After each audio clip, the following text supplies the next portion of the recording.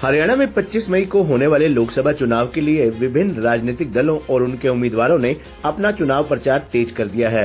इसी कड़ी में गुरुग्राम लोकसभा से people's party of India democratic (पीपीआईडी) के उम्मीदवार ईश्वर सिंह ने रेवाड़ी विधानसभा के गांव गोकलपुर, जाटी आदि सहित पटौदी विधानसभा के आधा दर्जन गाँव का दौरा कर चुनाव प्रचार किया और अपने लिए वोट मांगे।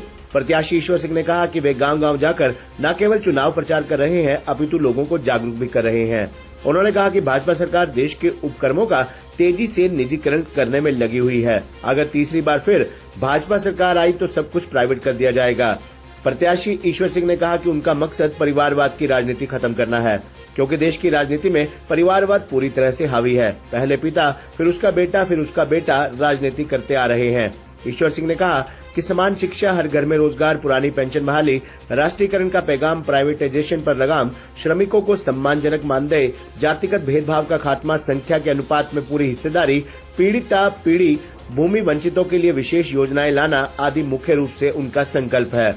उन्होंने कहा कि अगर जनता उन्हें मौका देती है तो संविधान को पूर्ण रूप से लागू किया जाएगा। उन्होंने कहा कि आज देश की जनता को मुफ्त का राशन नहीं चाहिए, बल्कि प्रत्येक घर में एक रोजगार की आवश्यकता है।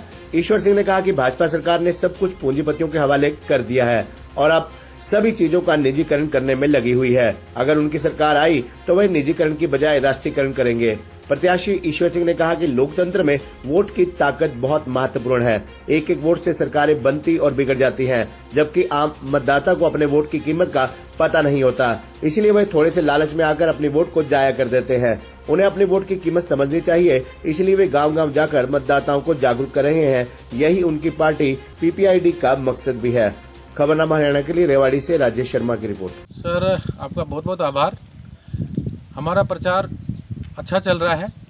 जितनी हमारे पास संसाधन है उसके हिसाब से हम जहाँ पे भी जा रहे हैं, लोग हमारे विचारों से सहमत हैं और हमारे पक्ष में मत देने के लिए तैयार हैं और हमारा मनोबल ऊंचा है ये रिस्पॉन्स देख करके। सर, फिलहाल तो जो हमारा मेन जो है मुद्दे तो बहुत है। समान शिक्षा का है, समान शिक्षा का है।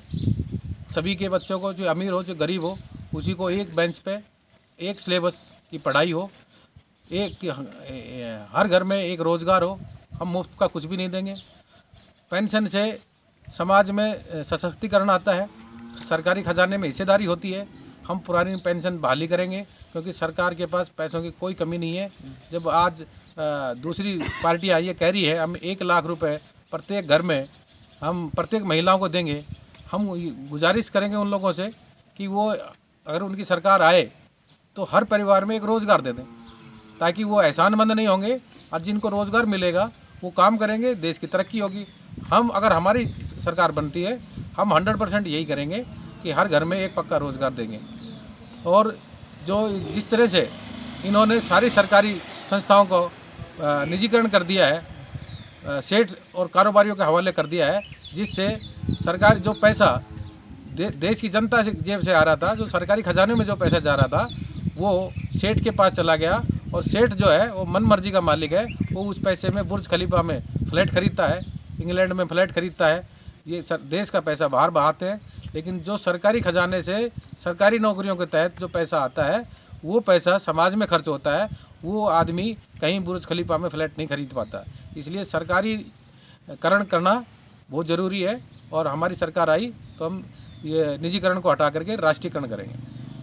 जी सर, ये जो जागरूकता, ये चुनाव प्रचार के साथ साथ जागरूकता अभियान भी है, क्योंकि हमारे जो मजदूर, किसान और छोटे व्यापारी भाई जो हैं, उनको लोकतंत्र की समझ नहीं है।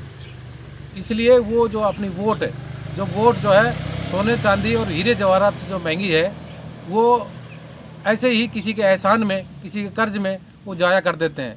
और हम ये मानते हैं कि लोकतंत्र में वोट का जाया करना पीढ़ियों को पीछे धकेलने वाली बात है, क्योंकि ये जो सोना चांदी की चोरी या नुकसान एक परिवार का नुकसान हो सकता है, लेकिन वोट अगर गलत आदमी को चली जाए, वोट की चोरी हो जाए, तो इससे पीढ़ियां पीछे चली जाती है, समाज पीछे चले जाता है, देश पीछे चला जाता है। इसलिए वो जागरूकता ज़रूरी है। साथ के साथ हम संविधान की अवेयरनेस ज़्यादा बढ़ा रहे हैं, क्योंकि संविधान लागू हुआ तभी पूरे देश में सभी लोगों की तरक्की हुई।